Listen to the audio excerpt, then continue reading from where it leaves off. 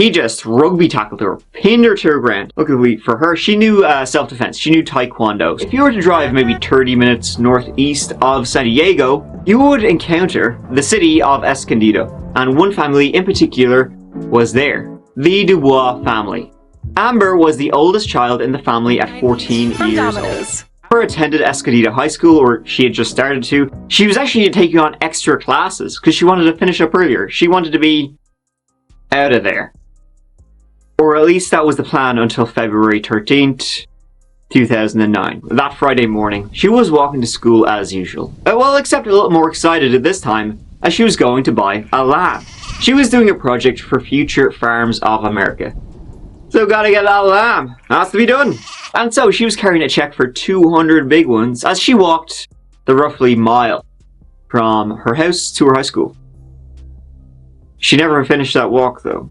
That afternoon, her stepfather, he was surprised when she never came home from school because she was very, on the dot. He called her, no answer, texts, nada. So he rang up the school and the teachers said they were surprised at her absence that day. The teacher, she was supposed to give that check to for 200 smackaroos. They never got that check and she would have given it. She was so excited about this farming project, she loved animals. So something was very wrong. This was very worrying for predictable Amber. The knocking on neighbors' doors began, followed swiftly by Nina's, as there was no sign of her. No sign of her at all in quiet, safe, northeastern Escondido. With no sign the next morning, worry mounted and mounted. They did find some witnesses who saw her walking to school that morning. And they saw her speaking to a man after 7 a.m. But that was it. There were a few sightings, about town. Following up on them led to nothing. Over the months, volunteers dwindled, as did enthusiasm. So they got this teenage girl missing on her way. She was going to get, to go buy land for her farming project. Never made it to. So I wonder if she got abducted. I wonder if some sick motherfucker doing some crazy stuff to her. Or was she just one of those teens that just... As did enthusiasm, as it turned to weary resignation. She wouldn't be found. These things just happened. That was the mood for everyone except Amber's parents, of course. They would not stop, even when the 1-year anniversary came and went. It was the 25th of February 2010. 17-year-old Chelsea King went jogging in the Rancho Bernardo Community Park. In the afternoon, she was going for a 5-mile run. She never came home. Right at the 1-year anniversary, 10 minutes down the road from where Amber Dubois was last seen. She usually went for a jog after school, more often though in her own neighborhood. But this time, she wanted to jog this trail in the park to scope it out as part of an environmental project she was working on. When she didn't return an hour and a half after she was supposed to, her parents followed up on her, went to the park, found her car, didn't find Chelsea. And she was reported missing at 7:20 p.m.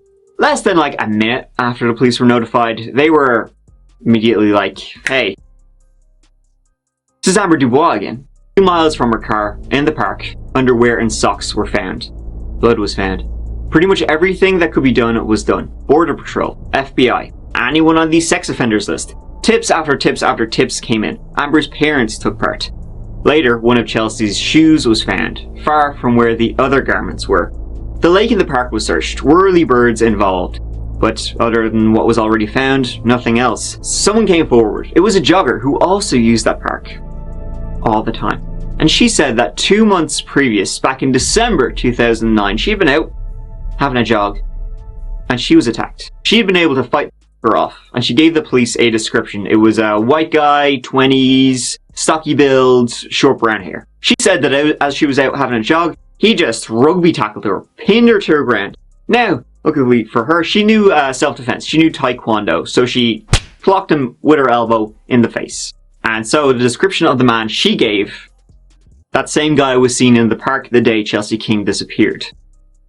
It took days before the clothing could be analysed, and DNA was found, coming from two different people. One, Chelsea, the other, a man. But not a, like we usually see an unidentified guy. No, not this time. This wanker was on the sex registry.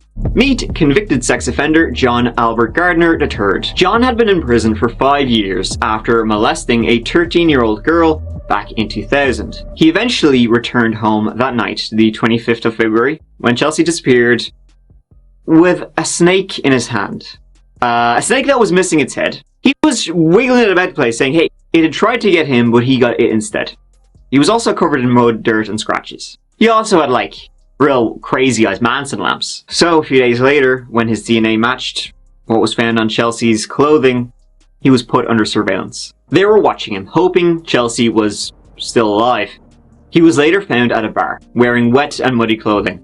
And so the police took him in and did a lineup for the woman who had been attacked months before, and she instantly fingered him. He was arrested and interviewed about the disappearance of Chelsea King. He said nothing, even when confronted with his own DNA. He said he was... So we got this guy, this little slime fucker right here. Attacked a woman in the park.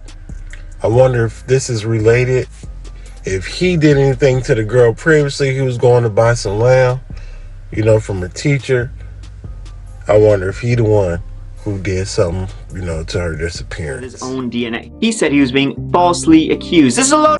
You got the wrong guy. And guess what? I bet you're going to try and pin Amber Dubois on me too. Yeah, he said that. Red flag. In fact, there were so many red flags about John Gardner, it's amazing. He was still out and about. A psychiatrist who did an evaluation of him back in 2000 labeled him a danger to society. Here, quote, "The defendant does not suffer from a psychotic disorder. He is simply a bad guy who is inordinately interested in young girls. However, his predilection towards younger girls is a problem. He manifests significant predatory traits and is a danger to the community." This was a warning unheeded. Chelsea was found 5 days after she disappeared. FBI divers found her in the lake. John was in court the very next day, charged with murder. John Gardner would later take the police to Amber Dubois' body. See, he had pled not guilty to Chelsea King's murder, and said he had nothing to do with Amber Dubois. When the death penalty was on the cards, he quickly changed his mind, not having that, pled guilty to both, and took them to her body, on an Indian reservation 20 miles north of where she vanished. John Gardner was sentenced to 2 terms of life in prison without the possibility of parole, for the rape and murder of both Chelsea and Amber. I really appreciate you taking the time to be here. Please, as always, take care of yourselves, because I love you. So this sick ass dude go around looking for teenagers to do some crazy shit to. And it just happened to be one of them girls was able to point your dumb ass out. Because you out here doing stupid dumb stuff, bro.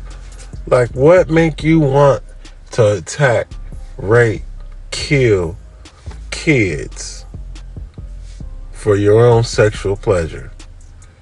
Now that type of shit, the way you was being described explains exactly why you was moving the way you was moving.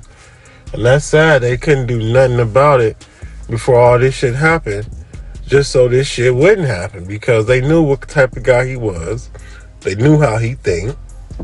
Why ain't lock his ass up or give him something, you know, to make him hopefully not do what he just did? 3 people died from drinking milkshakes with listeria bacteria in them, and 6 people had to go to the hospital. The outbreak happened at a family-owned restaurant in Tacoma, Washington. State health officials said listeria bacteria were found in every flavor the restaurant sold because the machines weren't cleaned correctly. Officials say it can take 70 days for listeria symptoms to develop. You may not know that you're gonna get sick for over 2 months. The restaurant just stopped serving shakes on August 8th. The restaurant said it's heartbroken and regrets any harm their actions may have caused. It's sending equipment to be cleaned and sanitized.